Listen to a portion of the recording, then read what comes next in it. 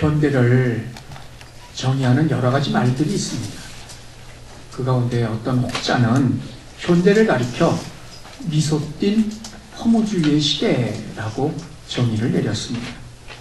시대가 가져다 주는 편안함, 편리함, 그리고 안락함, 그리고 풍요로움으로 인해서 외적으로는 고상한 척 살짝 미소를 띠고 있지만 내적으로는 허무함과 상실감, 때로는 절망 속에서 어쩔 바를 모르고 휘청거리며 살고 있음을 의미합니다. 자, 여기에는 두 가지 의미가 있습니다. 첫째는 사람의 안정은 편리함과 안락 그리고 풍요로움에 있지 않다는 겁니다.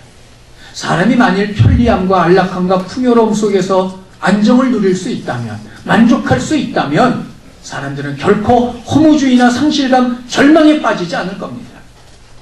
그럼에도 불구하고 그렇게 되어진다는 것은 결국 그 모든 것들이 사람에게 안정과 만족을 주지 못한다는 이야기입니다. 자, 두 번째는 그로 인해서 얻게 되어지는 결과입니다.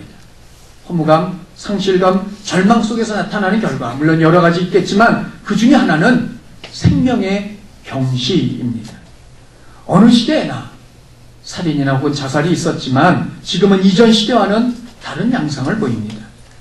소위 묻지마 살인이라고 해서 불특정 다수를 대상으로 한 범죄가 이어지고 있고, 연쇄 살인이 그것이고, 또한 예전에는 있을 수 없는 그러한, 생각지도 못했던 그러한 어처구니 없는 일로 천하를 주고도 바꿀 수 없는 자기 목숨을 스스로 포기해버리는 일도 비일비재하게 일어나고 있습니다. 어떤 상황에서도 자녀를 지키고 보호해주는 것이 부모의 의무이고 원칙이고 도리임에도 불구하고 그런 부모들조차 자신의 자식들을 죽음의 동반자로 내몰고 있더라는 말입니다.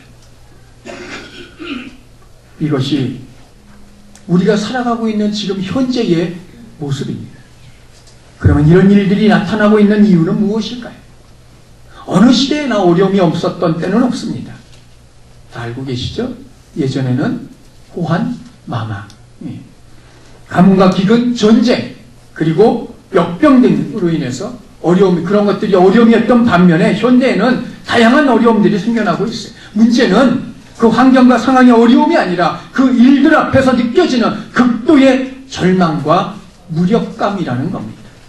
중요한 것은 이 극도의 절망과 무력감의 근원이 무엇이냐는 거죠.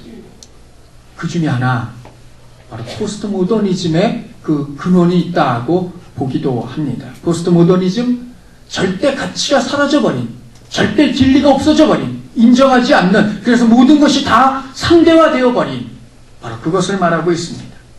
그 결과 어떤 일이 있어도 따라야 하고 지켜야 했던 것들이 어느 순간 어떤 일에 따라서 다르게 반응을 보이게 된 것입니다. 오늘날 그동안의 절대 가치로 여겨졌던 교회와 성경과 심지어 하나님에게까지 사람들이 조롱과 비판과 혹은 이름 다 말할 수 없는 그런 것들을 쏟아놓는 이유가 이 절대 가치, 그동안은 절대 가치로 여겨졌던 교회, 성경, 하나님이 무너졌기 때문인 겁니다. 그 결과 사람들에게는 그러한 일들이 일어났고 때로는 그것들이 생명경시의 모습으로 나타나고도 있다는 거죠. 이것이 지금 우리가 살고 있는 이 세상의 모습입니다. 올해 2015년 우리 바울의 교회 표가 하나님을 기쁘시게 하는 교회입니다. 그러나 저희 교회만 표를 갖고 있는 것이 아닐 줄 압니다. 모든 교회들은 역시 희망찬 그런 표들을 각각 가지고 있으리라고 생각을 합니다. 그러나 그럼에도 불구하고 많은 교회들이 현장의 삶 속에서 무력감을 느끼고 있습니다. 목사들끼리 만나면 나누는 대화 중에 하나가 그런 것이 있습니다. 그저 부흥은 고사하고 현상 유지만 해도 하나님의 은혜라. 부흥은 아예 생각도 못합니다. 요즘 시대에. 전도는 이미 사라져버렸습니다. 되지도 않습니다. 교회는 분명 그 지역에 속해 있음에도 불구하고 그 동네 사람들로부터 이방인 취급을 받습니다. 교회에 대한 관심과 기대는 이미 사라져버린 지 오래입니다. 그저 한 달, 1년을 버티는 것이 은혜더라는 말입니다. 교회만 그럴까요? 성도들의 삶 또한 마찬가지입니다. 죽지 않고 사는 게 용하다고 할 만큼 현대는 버겁기만 합니다. 이른 아침부터 일어나서 뛰지만 기대와 소망이 있기 때문에 뭔가 이룰 수 있는 성취감 때문에 쫓아가는 것은 아닙니다. 그저 오늘 하루를 버티고 한 달을 버티기 위하여 그렇게 이른 아침부터 일어나 뛰고 있습니다. 해도 달라질 것이 없는 동일한 일들이 반복되어지는 그러한 삶입니다. 교회든 목사든 성도든 힘이 날 까닭이 없습니다. 그만큼 현실의 삶이 힘들기 때문입니다. 그럼에도 불구하고 이러한 시대를 살고 있는 우리들이지만 그럼에도 불구하고 우리들은 여전히 하나님께 기쁘심을 드려야만 합니다. 그러면 어떻게 해야 이러한 시대에 하나님께 기쁘심을 드릴 수 있을까요?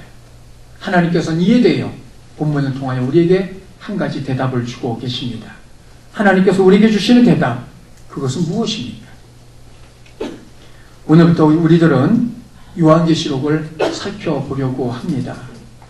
자, 요한계시록은 22장까지 되어져 있는데 1장부터 마지막 22장까지 이걸 다 강의하려면 1년이 걸릴지 2년이 걸릴지 저도 확신할 수 없습니다. 다만 매주일마다 그저 하나님의 인도를 받아 나아가기를 원할 따름입니다. 자, 그런데 시작하기 전에 먼저 드릴 말씀이 한 가지 있습니다. 그것은 계시록에 대해서 가지고 계시는 어떤 선입견, 선지식도 모두 잠시 내려놓으시라는 말씀입니다. 그동안 신앙생활 하시면서 여러 경로를 통해서 계시록에 대한 내용들을 접하셨을 줄 압니다. 그것이 정확한 것인지는 오늘 본문 이후부터 하나씩 살펴봄으로 풀어나가게 될 것입니다. 그러므로 만일 가지고 있던 선입견과 선지식을 내려놓지 않는다면 충돌이 일어날 수도 있습니다. 그래서 여러분이 가지고 계셨던 계시록에 대한 선입견, 선지식을 잠시 내려놓고 저와 함께 본문을 중심으로 따라가 주시길 바랍니다. 그것이 자신이나 공동체 유익을 위하여 필요하기 때문입니다. 자, 이제 본문으로 들어가 본문을 살펴봅니다. 먼저 본문은 1절에 보니까 예수 그리스도의 계시라고 하면서 시작을 하고 있는 것을 보게 됩니다.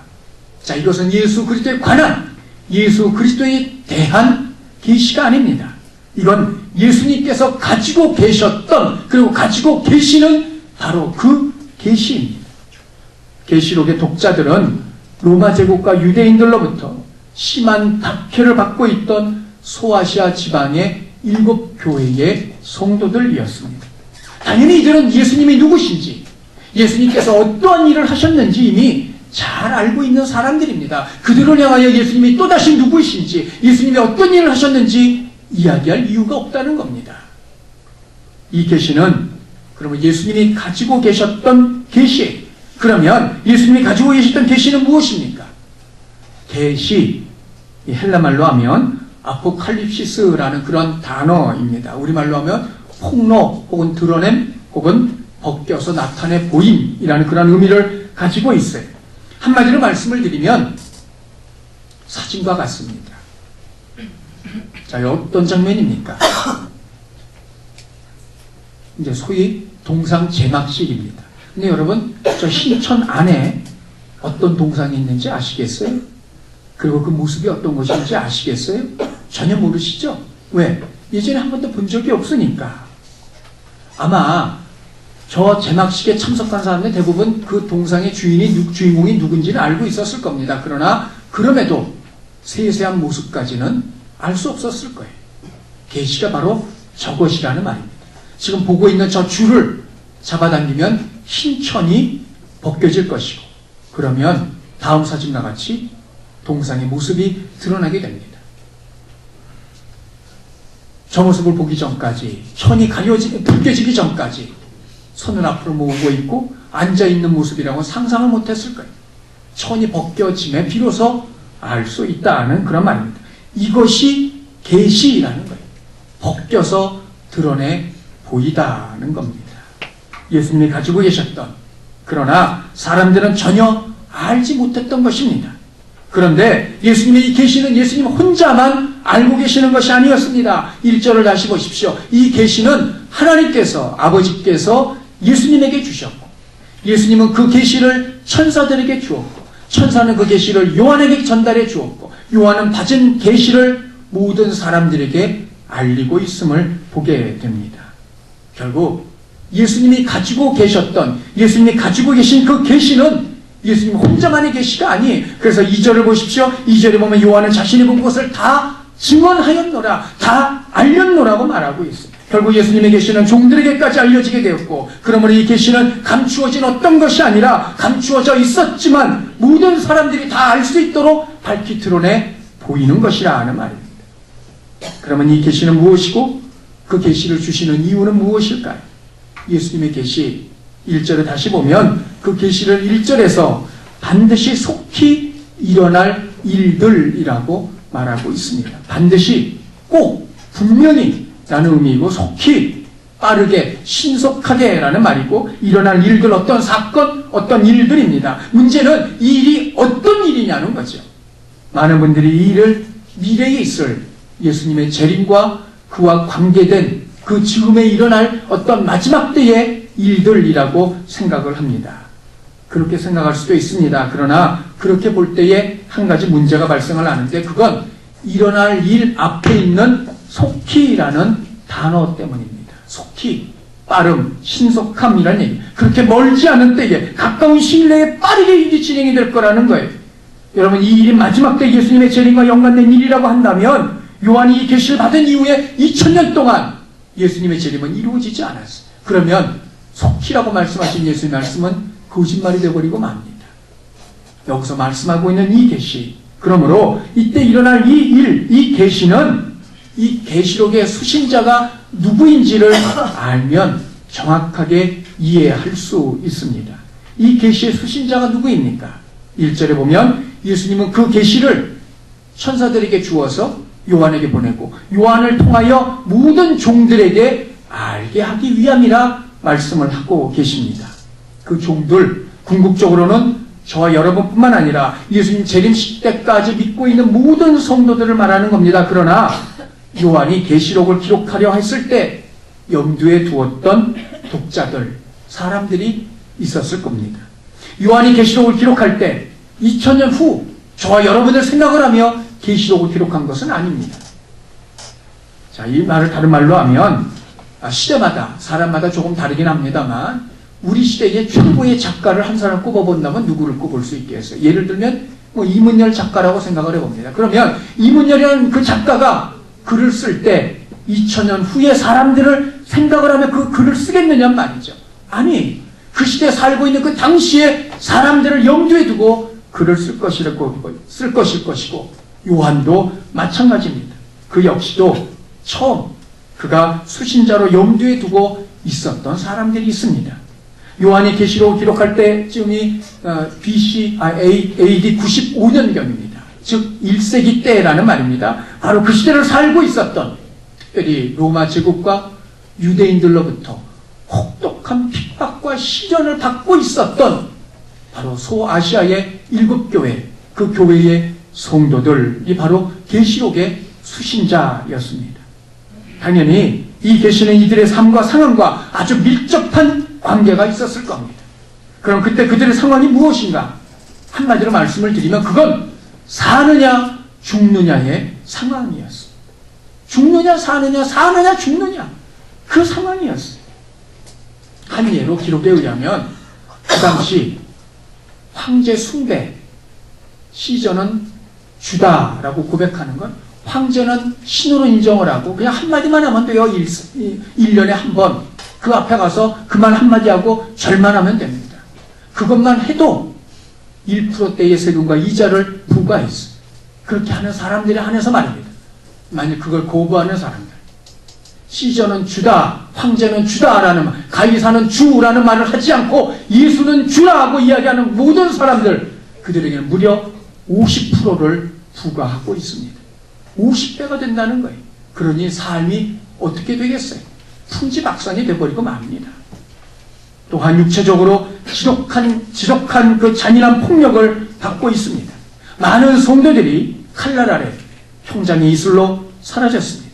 이거는 약과입니다. 사람들을 오락거리로 전락시켜서 짐승의 밥으로 만들어버리기도 하였습니다. 예수 믿는다는 한 가지 이유 때문에 성도들의 살갗을 모두 벗겨내고 피부를 벗겨내고 그 안에 소금을 치기도 하였고, 밤이 되면 정원으로 끌고 나가 세계등에 붙들어 묶고 몸에다 콜타르를 바른 다음에 불을 붙여요. 소위 인간 가로등이었던 겁니다. 이렇게 믿는 자들을 핍박을 하였습니다. 이런 와중에 간신히 살아남은 자들은 투옥이 되거나 요한처럼 유배되는 고통과 아픔을 겪기도 했습니다. 이런 상황에서 그들의 마음에 자리 잡은 생각들이 있다면 그것이 무엇일지 상상해 보십시오. 물론 모든 성도들이 다 그런 것은 아니겠지만 두려움과 절망, 이렇게 믿음을 지키고 있음에도 불구하고 곧 오시리라 약속하신 주님이 계심에도 불구하고 주님은 어디에도 나타나시지 않고 그러므로 말미암아 갖게 되어지는 버림받음의 마음 혹은 배반감, 이런 것들이 그 시대의 성도들의 마음에 자리 잡은 것은 아니었을까요? 아마 그 중에는 대마처럼 살기 위해서 예수님을 버리고 세상으로 돌아간 사람도 있었을 것이고, 그렇게 돌아가는 사람들을 바라보며 나도 세상으로 돌아갈까 갈등하는 사람들도 있었을 줄 압니다. 사느냐 죽느냐, 살아남느냐 발각되어 죽임을 당하느냐, 그게 그 시대의 성도들의 모습이었습니다. 자, 그런 성도들에게 계시가 주어진다면 과연 어떤 계시가 주어지겠습니까? 그들과는 전혀 상관없는 먼 2000년 후에, 아니 그 이상의 일들이 그들에게 계시로 주어지겠느냐 말입니다. 물론 그것도 포함이 되긴 합니다만, 그러나 그것이 전부라면 지금 여기서 고난당하고 있는 성도들에게 그것이 어떤 위로와 위안과 소망이 되겠느냐 말이죠. 지금 나는 죽을 고생을 하고 있는데 말입니다. 당연히 이 계시는 당시에 고난을 당하고 있는 성도들에게 위로와 희망과 기대와 소망이 되는 그러한 말씀이었습니다. 요한계시록의 핵심이 하나 있습니다. 아무리 어려워도, 아무리 힘들어도, 아무리 죽을 것 같아도 교회와 예수님은 마침내 승리하신다는 거예요. 그게 요한계시록의 전체적인 핵심입니다. 바로 이 위로와 소망이 1절에서 말하고 있는 계시, 바로 그것이었다는 말이죠. 그래서 그들의 시대에 주어질 소망이기에 반드시 속히 일어날 일이라고 말씀하고 있는 겁니다. 그리고 실제 계시록은 그 시대 일들에 대해서 19장까지 기록하고 있는 것을 보게 됩니다. 여기 중요한 것이 하나 있습니다. 제가 어렸을 때 TV에서 종종 보았던 코미디언의 노래가 하나 있는데, 이게 노래라기보다는 일종의 랩입니다. 이게 그 시대에 그 중에 한 대목입니다. 인천 앞바다에 사이다가 떴어도 곱부가 없으면 못 마십니다. 바로 그 이야기. 이게 무슨 얘기냐면, 사이다는 한국의 토종 음료입니다. 그런데 그 사이다가 주로 어디서 만들어졌느냐? 인천에서 만들어졌어요. 그 인천 바다에 보면 이 사이다병들이, 빈병들이 둥둥둥둥 떠 있는 경우가 비일비재했다는, 사이다가 떠도 곱부가 없으면 못 마신다는 얘기. 이 무슨 얘기겠어요? 예수님께서 아무리 이렇게 확고한 계시를 주셔도 사람들에게는 무용지물이 될 수 있다는 이야기입니다. 예수님의 계시가 계시로서 사람에게 위로와 소망과 능력이 되려면 정말 그 노래에서 나오는 곱부, 즉 무엇인가가 있어야 되는데, 그건 이 계시를 받아들이는 사람들의 반응이더라는 말입니다. 이 반응이 있을 때 계시가 계시로서 역할을 하게 되어지고, 그 사람들에게 고난 속에 있는 사람들에게 위로와 소망을 주는 말씀이 될 것이라는 거예요. 그러면 이 계시가 되기 위해서, 위로와 소망과 능력이 되기 위하여 사람들이 보여야 될 반응이 있다면 그것은 무엇일까요? 3절 우리 다 함께 읽습니다. 시작. 이 예언의 말씀을 읽는 자와 듣는 자와 그 가운데 기록한 것을 지키는 자는 복이 있나니 때가 가까우니라. 이 예언의 말씀, 예언에는 흔히 두 가지로 분류를 합니다. 첫째는 정말 말 그대로 우리가 흔히 이야기하는 예언, 미래에 대한 일들을 지금 여기서 말하고 있는 겁니다. 두 번째는 하나님의 뜻, 하나님의 마음, 그것에 대한 설교 혹은 성경적인 가르침, 그것도 예언입니다. 성경은 이 두 가지를 다 예언이라고 말하고 있습니다. 그런데 본문에서는 이 두 가지를 모두 의미하는 것으로 볼 수 있습니다. 그런데 이런 예언, 계시가 위로와 소망, 능력과 힘이 되는 방법이 본문의 세 가지로 말하고 있습니다. 이미 여러분이 읽으신 것처럼 첫째는 읽는 것이고, 두 번째는 듣는 것이고, 세 번째는 그대로 지켜 행하는 것입니다. 자, 읽는 것, 이 말의 의미는 초대교회 예배의 모습에서 따온 이야기입니다. 그러나 엄밀히 말하면 초대교회의 본래적인 모습이라기보다는 회당 예배에서 가져온 어떤 모습이에요. 그것은 즉, 다시 말씀을 드리면 회당에서는 예배를 드릴 때 성경을 읽어주는 낭독자가 있었습니다. 축제일에는 5명, 그리고 속죄일 때에는 6명, 그리고 안식일 때는 7명이 정해져서 회당장이 그들을 정하고 그들은 돌아가면서 그때마다 자기 때가 되면 앞자리에 나와 성경을 큰 소리로 낭독해 주었다는 말입니다. 이유는 당시에는 글을 아는 사람들이 많지 않았고 또 지금처럼 성경을 가지고 다닐 수 없었던 때입니다.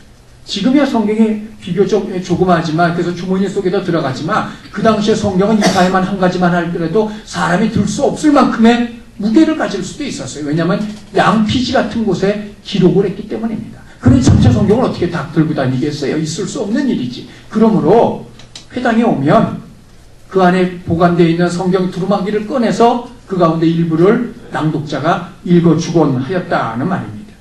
그래서 이들이 예배 때마다 번갈아 가면서 성경을 낭독해 주었고, 그래서 원문에는 이 읽는 자를 단수로 표현하고 있습니다. 한 사람이 읽어주기 때문에 그렇습니다.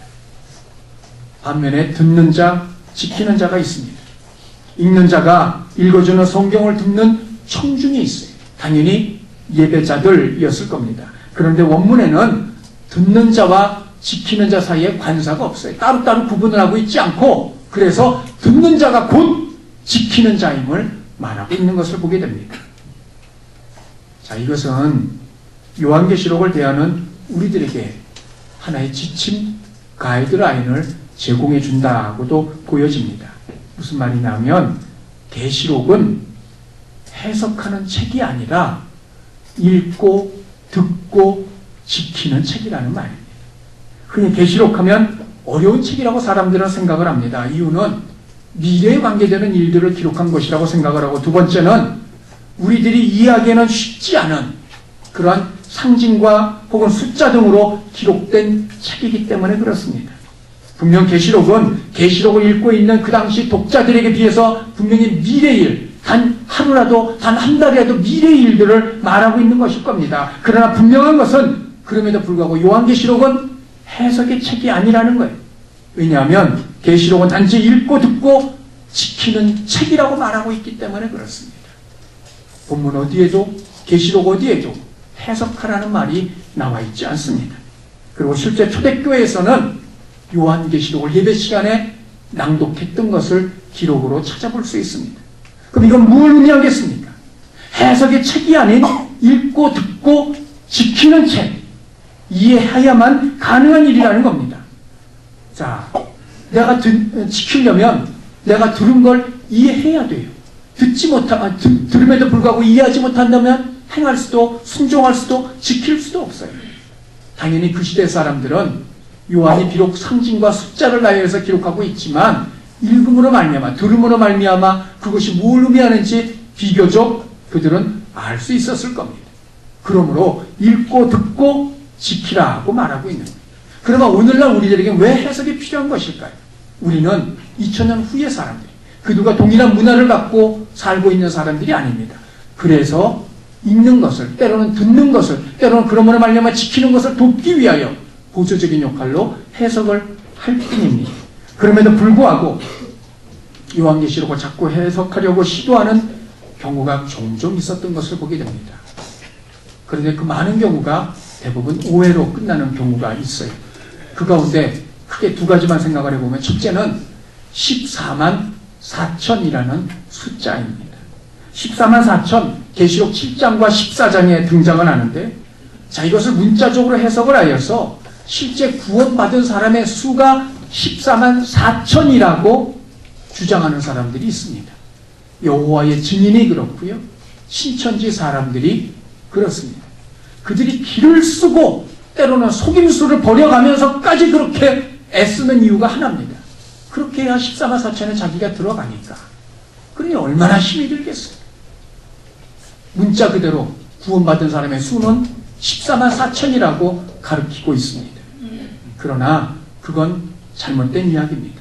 왜냐하면 만일 14만 4천을 문자 그대로 받는다면 그 14만 4천을 요한계시록에는 유대인들이라고 말하고 있습니다. 각 지파에서 12,000명씩 12,000 곱하기 12라면 14만 4천이 나오거든요. 그러면 구원받는 사람은 유대인들 뿐이라는 얘기밖에 더 되겠어요? 그런데 유대인 얘기는 쏙 빼버리고 14만 4천만 주장한다는 건 이건 전체적인 해석에서 틀린 이야기라는 겁니다. 14만 4천은 그들만 구원받는 게 아니라 구원받는 모든 사람들을 통칭해서 부를 때 14만 4천이라고 부르고 있는 겁니다.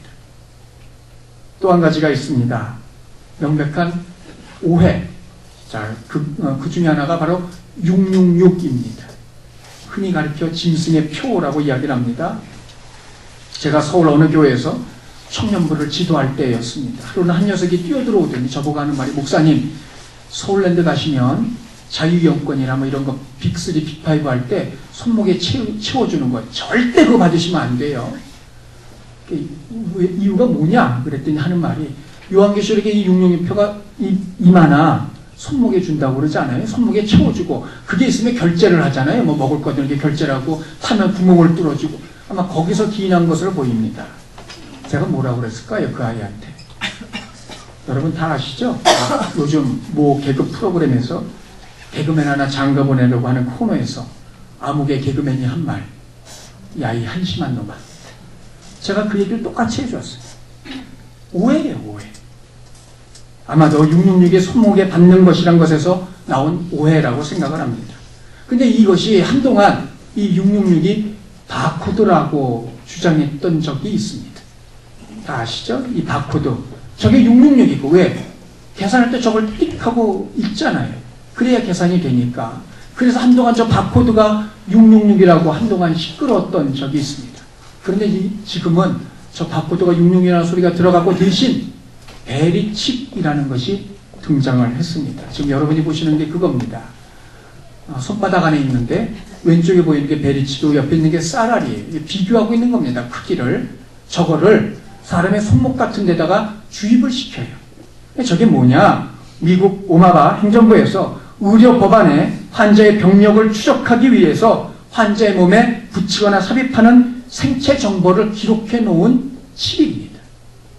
많은 사람들이 이 베리칩을 666이라고 생각을 해서 베리칩을 받으면 구원받지 못한다, 이 베리칩을 받으면 전부 지옥 간다 하고 말을 하고 주장을 했습니다.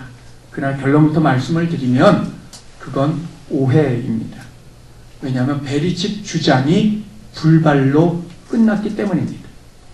이 베리칩 666을 주장한 분들은 2013년까지 각자에게 베리칩이 이식될 것이고, 이식이 됐나요? 아니죠. 또 2014년 1월 1일부터 베리칩을 받지 않으면 벌금형에 처해지게 될 것이고, 그런가요? 그것도 아닙니다. 2017년부터 강제로 맞아야 하고 맞지 않으면 범법자가 된다고 주장을 했습니다. 근데 지금 현재 미국의 현실은 어떠합니까? 미국만 봐도 전혀 그런 일들이 일어나고 있지 않다는 겁니다. 이 베리칩이 666이라고 주장했던 대표 주자들이 몇 사람 있습니다. LA의 모 교회를 심호하고 있는 한국인 이모 목사가 그분인데, 또 사도신경은 엉터리라고 가르쳤고 자신의 전자공학도이기 때문에 베리칩이 666이라고 분명한 사실이라고 주장했던 전모 목사도 지금 이 부분에 대해서는 침묵하고 있습니다. 침묵으로 일관하고 있어요. 자기들의 말들이 틀렸음에도 불구하고 말입니다. 무엇보다 베리칩이 666이 아니라는 증거는 성경 자체에 있습니다. 자, 666이 뭡니까? 계시록 13장에 보면 짐승의 표라고 이야기를 하고 있어요. 13장에 보면 두 짐승이 등장을 합니다. 하나는 바다에서 올라오는 짐승, 또 하나는 땅에서 올라오는 짐승이 있고, 이 땅에서 올라오는 짐승이 주는 표가 666이에요. 그러면 만약 정말 베리칩이 666이라면, 성경대로 그대로 한다면 그 베리칩을 준 짐승, 그는 요즘 말로 하면 오바마 대통령일 거고, 그럼 성경대로라면 그는 죽었다가 살아나야 돼요. 또 자기 동상을 세워놓고 그 동상 앞에 엎드려 절하게 만들고, 그렇지 않으면 몇 명이 됐든 다 죽여야 돼요. 근데 지금 그런 일들이 일어나고 있느냐 말이에요. 그렇지 않지 않냔 말이죠. 오히려 지금 베르칩은 흐지부지 되어 가고 있다는 말입니다. 오히려 성경에 보면 666은 어떤 물체가 아니라 사람의 수라고 하여서 사람과 관련이 있는 것으로 보고 있습니다. 오래전에 보면 오맨이라는 영화가 있습니다. 혹시 기억나시나요? 예. 그 영화에 보면 한 남자아이가 탄생이 되어 태어나게 되고, 그 아이가 소위 말하면 적그리스도예요.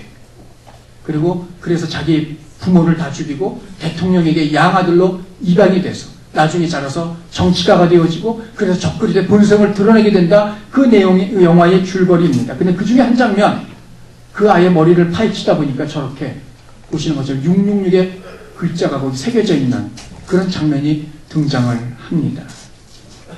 오히려 이것이 666이 바코드다, 베리칩이다라고 주장하는 것보다는 더 성경적일 수 있어요. 물론 그것도 틀린 이야기긴 합니다만, 중요한 것은 이것입니다. 요한은 그 시대의 직접적인 언어로, 직설어법으로 누가 적그리스도인지 드러낼 수 없었어요. 그래서 비밀을 이야기할 수밖에 없었고, 그래서 숫자를 사용할 수밖에 없었고, 분명한 것은 그럼에도 불구하고 요한은 그 시대에 누군가가 666이라는 사실을 분명히 인식하고 있었다는 사실, 자기 주변의 사람으로 보고 있다는 이야기입니다. 그것이 성경적인 이야기입니다.